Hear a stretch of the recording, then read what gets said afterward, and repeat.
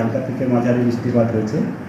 আর উত্তরবঙ্গের মূলত 5টি জেলা দার্জিলিং, কালিম্পং, জলপাইগুড়ি, আলিপুরদুয়ার, কোচবিহার, এই 5টা জেলাতে অতি ভারী থেকে অতি ভারী বৃষ্টিপাত, অত্যন্ত ভারী বৃষ্টিপাত হয়েছে দার্জিলিং আর আলিপুরদুয়ারে। দার্জিলিংয়ের সেবকে 287.4 মিলিমিটার বৃষ্টিপাত হয়েছে, আর আলিপুরদুয়ারে 213.2 মিলিমিটার বৃষ্টিপাত হয়েছে। দক্ষিণবঙ্গের জেলাগুলোতে মূলত হালকা থেকে মাঝারি বৃষ্টিপাতই হয়েছে। সর্বোচ্চ বৃষ্টিপাত হয়েছে আমাদের নদিয়া জেলার দেবগ্রামে 32.1 মিলিমিটার। আমাদের আলিপুরে আজ সকাল 8:30 পর্যন্ত গত 24 ঘন্টায় বৃষ্টিপাত হয়েছিল 4.5 মিলিমিটার। আজকে সকাল 8:30টার পরে দুপুর 2:30 পর্যন্ত বৃষ্টিপাত আলিপুরে হয়েছে, মাঝারি বৃষ্টিপাত হয়েছে 26.4 মিলিমিটার। এখন আমাদের আগামী 5 দিনের যেটা পূর্বাভাস, তা হলো আগামী 5 দিনে পশ্চিমবঙ্গের সব জেলাতেই হালকা থেকে মাঝারি বৃষ্টিপাত হওয়ার সম্ভাবনা থাকছে। আর উত্তরবঙ্গের জেলাগুলোতে ভারী থেকে অতি ভারী বৃষ্টিপাত এটা কন্টিনিউ করবে অন্তত আগামী 5 তারিখ পর্যন্ত। 6 তারিখেও ভারী বৃষ্টিপাতের সম্ভাবনা থাকছে। মূলত 5টা জেলায় দার্জিলিং, জলপাইগুড়ি, কালিম্পং, আলিপুরদুয়ার, কোচবিহার, এই 5টা জেলাতে ভারী থেকে অতি ভারী বৃষ্টিপাতের সম্ভাবনা আছে। আর তার সঙ্গে আগামী 2-3 দিনে উত্তর দক্ষিণ দিনাজপুরেও 1-2 জায়গায় ভারী বৃষ্টিপাতের সম্ভাবনা থাকছে। মালদাতেও আজকে কালকে 1-2 জায়গায় ভারী বৃষ্টিপাত হতে পারে। দক্ষিণবঙ্গের জেলাগুলিতে মূলত যেমন বললাম আমি, হালকা থেকে মাঝারি বৃষ্টিপাতের সম্ভাবনাই বেশি।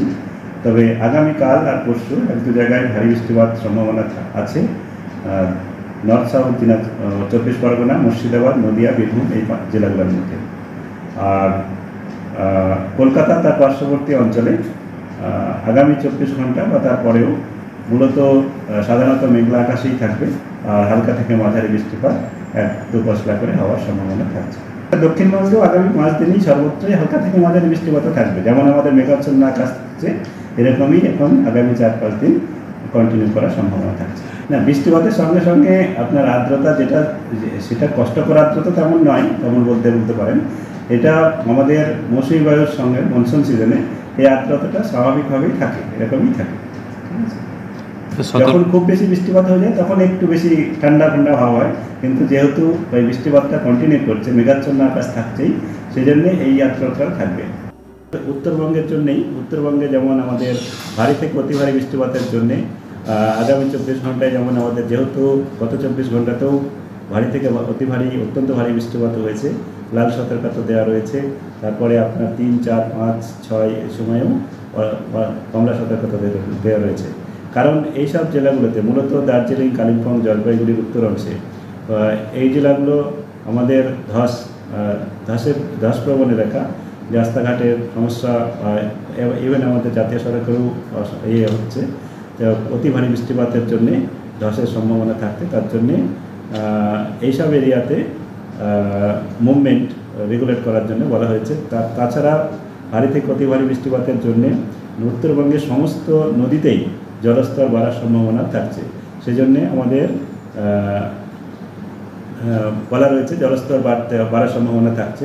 তাছাড়া আপনার যেগুলো ভালনারেবল ঘর, যেমন মেনলি কাঁচা ঘর, ফাটা হাউস, সেগুলো বৃষ্টিপাতের জন্যে দেওয়াল চাপা বা দেওয়ালের ক্ষতিগ্রস্ত হতে পারে, তার জন্যই সব ভালনারেবল ঘরে না থাকার জন্যে বলা হয়েছে।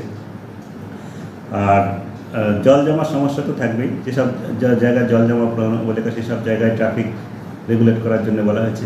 সেরকমভাবে আমাদের ডিটেলসে আপনার ইম্প্যাক্ট বেসড ফোরকাস্ট যেটা আমরা দিই সেটা দেওয়া হয়েছে।